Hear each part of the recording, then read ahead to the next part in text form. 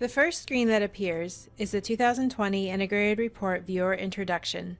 It contains a brief description on how to navigate the viewer. Click OK to exit the introduction. The first box to the left is the Introduction pane, which describes what the Integrated Water Quality Monitoring and Assessment Report is and also contains a link to the full report.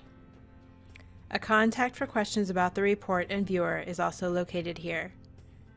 At any time, left-clicking with your cursor allows you to move your map view. In addition, in the top left corner of the map, there are plus and minus icons to zoom in and out, and a home icon to zoom to full extent. The background can be changed with the Base Maps drop-down on the upper right-hand corner of the map.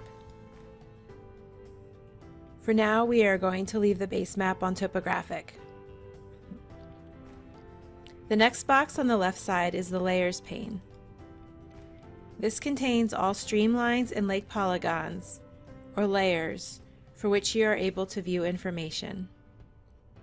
Layers are activated when they have a check mark in the box, which you can turn on and off.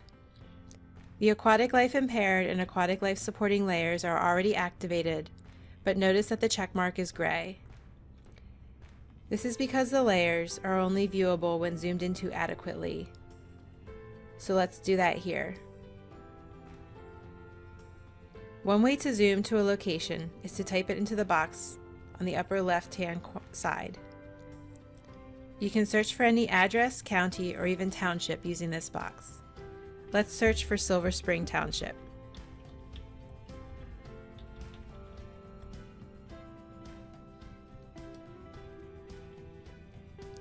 Now that I've zoomed in, notice that the lines are now visible and the check marks are no longer grayed out.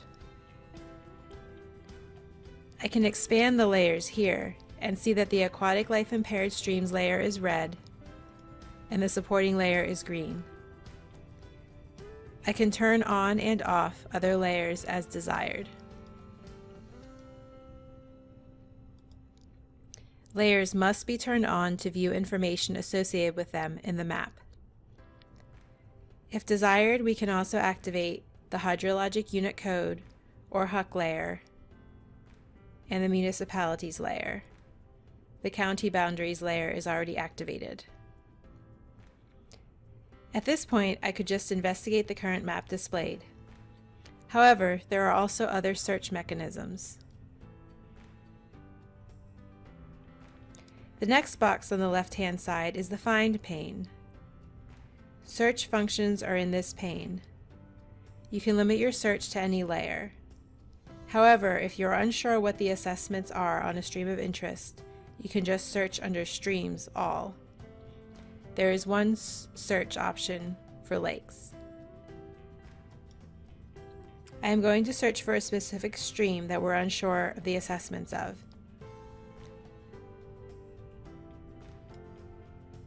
Next, I must type in a stream name.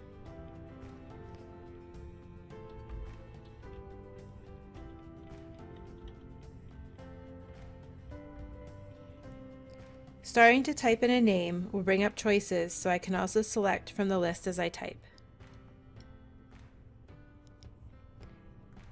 Next, the option to find exact matches only can be checked, and a spatial filter can be applied to the current viewing extent.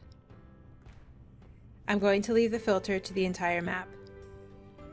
In addition, if I've already completed a search, there's an option to add my current search to the existing results. If desired, you can also export the entire statewide dataset for the 2020 Integrated Report into a table.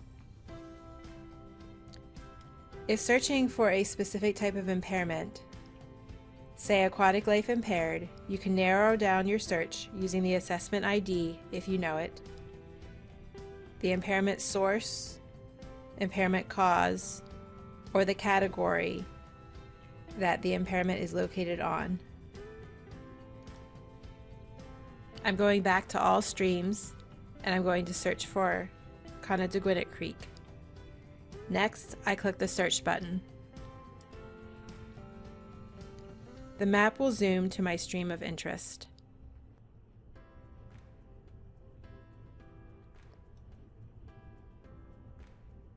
At the bottom of your view, a table of results will populate. This can be examined and sorted various ways by clicking on the field names.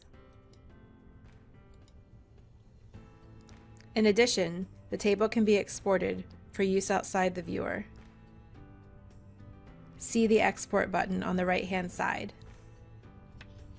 If an entry is clicked, the map will zoom to this feature. Clicking on a feature will bring up a pop-up of the assessments.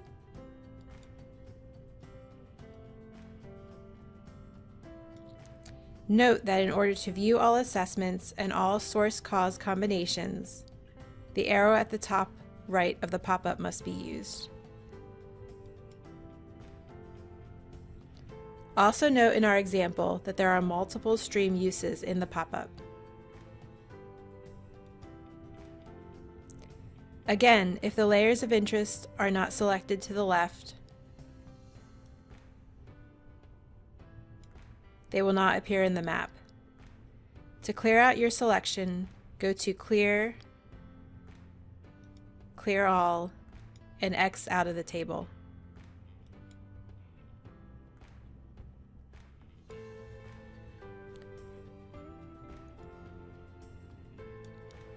In addition, there is the option to select by shape and with a buffer around your shape.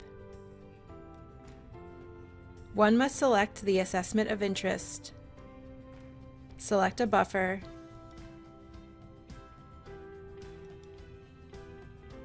and decide the way the features will be selected. I'm going to select a 5-mile buffer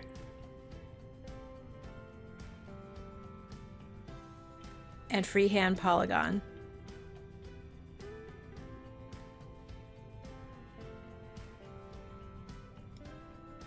Once I let the mouse go, the streams are selected. Then I can add this to existing results or create a new search. I'm going to create a new search.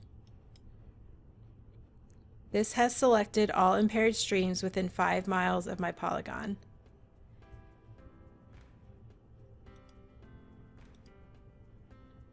Again, I can use the X to exit this selection.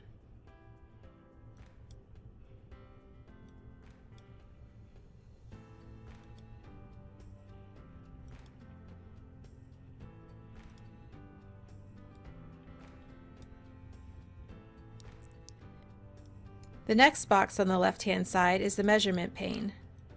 This gives you different ways to measure something on the map. I can choose square miles and draw a box, miles and draw a line, or degrees, and any point clicked on the map will show the latitude and longitude of the point. I'm going to measure a line here. Say I want to know approximately how long this tributary is. I can click at the headwaters and down to the mouth and see the result.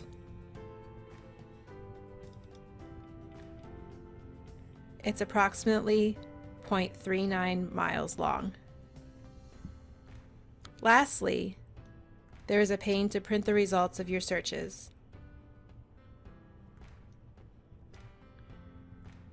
I can give the map a title